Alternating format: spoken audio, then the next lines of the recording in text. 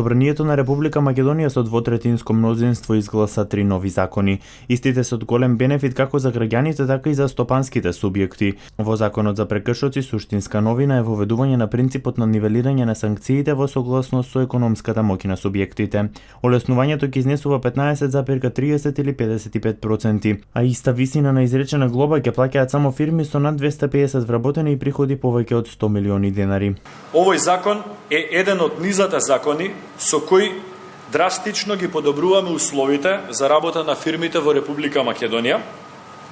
Да подсетам на драстичното намалување на даноците и опциите за ослободување од нив, намалување на придонесите, регулаторната гилотина, поедноставувањето на различните процедури и многу вакви слични активности.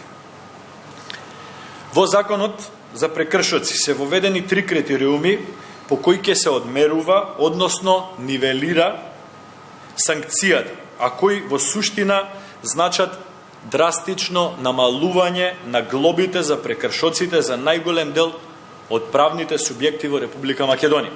Собранието го изгласа и Законот за општата управна постапка кој ќе подобри транспарентноста на управните постапки, но и ќе зголеми довербата на граѓаните кон јавната администрација, која пак ќе порасне на повисоко професионално ниво. Во идниот период Собранието ќе работи на усогласување на материјалните закони согласно ставките на овие 3 закони.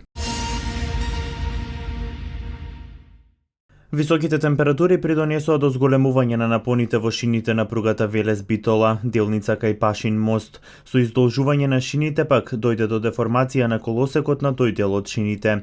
Јавното предпријатие Македонски железници инфраструктура воведе смалена брзина на движење на сите возови кај Пашин мост. Нивни екипи работат на терен и ја отстрануваат деформацијата на колосекот.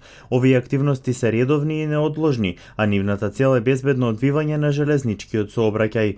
Кога станува збор за железничкиот сообраќај, наскоро треба да започне реконструкција на 10 железнички станици на коридорот 10. Комплетно нов изглед треба да добијат железничките станици во Велес, Битола, Прилеп, Гевгелија, Богомила, Чашка, Табановце, Демиркапија, Градско и Неготино.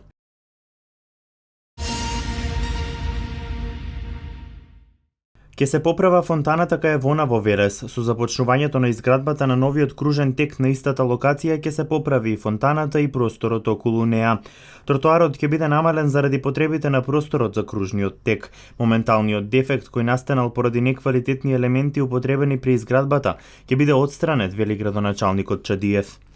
Во фонтаната имаме преголем дефект. Имаме неквалитетни елементи, имаме пропуштање на водата влегува во дел од зградите, и ние затоа изнајдовме решение на кој начин треба да ја средиме. И она ќе биде внесена во целокупната обработка на овој сегмент од градот, значи да не правиме по 2 пати да раскопуваме, да правиме седишта. За дел од овој тротоар, кај што е сега што ја гледате и Канделабрава, ќе биде одземен тротоарот таму.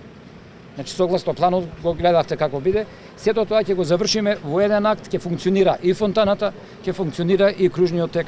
Целата локација на и околу фонтаната ќе бидат хортикултурно уредени и осветлени со нови лед светилки. Се очекува да финишира поправката на фонтаната заедно со изградбата на новиот кружен тек, кој ќе го нормализира сообраќајот во овој дел од градот.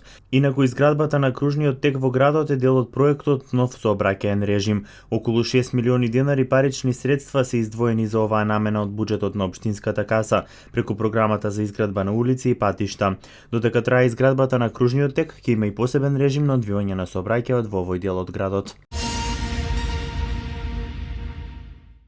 Се откинаа првите гроздови. Со десертните сорти Демиркаписка рана, јулски мускат и кардинал започна бербата на трпезното гроздје во најголемиот лозарски регион Тиквешкиот.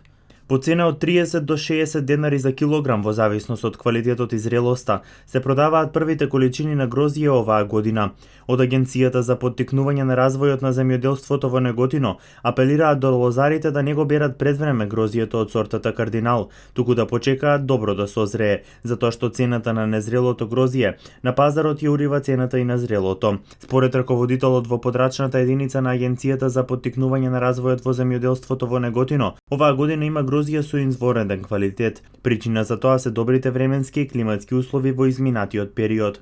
Откупот на гроздје во откупните пунктови се очекува да започне овие денови.